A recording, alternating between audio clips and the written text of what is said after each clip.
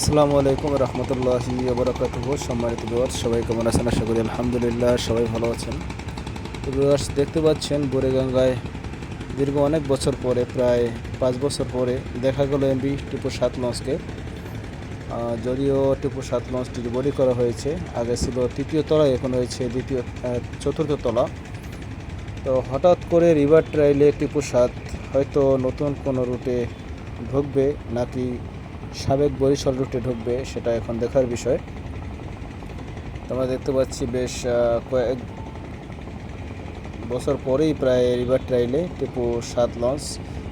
মাঝখানে বেশ কিছুদিন আগে দেখছিলাম বুড়িগঙ্গা দিয়ে নারায়ণগঞ্জ গেছিল লঞ্চটি, সেখান থেকে আবার এসে ডকইয়ার্ডে বসা ছিল।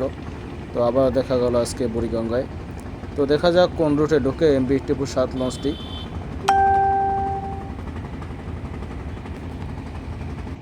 তো ভিউয়ার্স, এক সময়ের বাংলাদেশের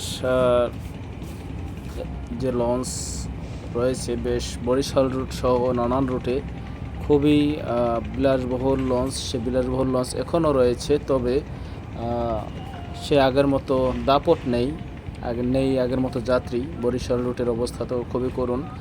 যেখানে 7, 8, 10, 12 পিস লঞ্চ দৈনিক চলাচল করতো, সেখানে এখন মাত্র 2টি করে লঞ্চ চলাচল করে বরিশাল রুটে। এবং এই পদ্মা সেতুর কারণে বেশ কয়েকটি রুট থেকে ছিটকে গেছে লঞ্চ, বিশেষ করে ফুয়েলের দাম বৃদ্ধি।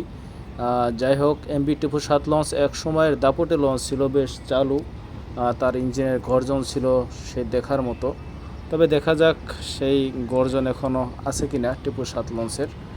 তো শুভকামনা রইল টিপু 7 লঞ্চটি। এবং ভিউয়ার্স, যারা চ্যানেলটি সাবস্ক্রাইব করেনি তারা দয়া করে চ্যানেলটি সাবস্ক্রাইব করুন, এবং ভিডিওটি ভালো লাগলে অবশ্যই লাইক করবেন।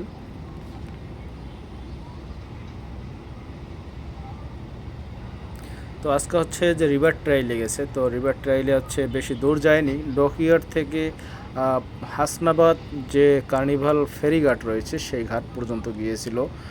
সেখান দিয়েই কিন্তু লঞ্চটি ঘুরিয়ে তার ডকইয়ার্ডের কাছে যাচ্ছে।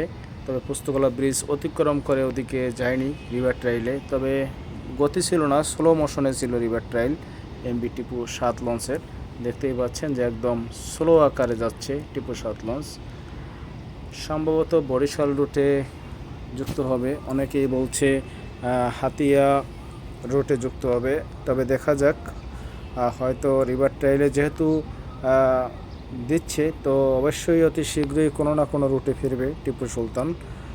তো ধন্যবাদ সবাইকে, সবাই ভালো থাকুন, সুস্থ থাকুন, সবার সুস্বাস্থ্য কামনা করে বিদায় নিচ্ছি। সবাই ভালো থাকুন। আসসালামু আলাইকুম রহমতুল্লাহ।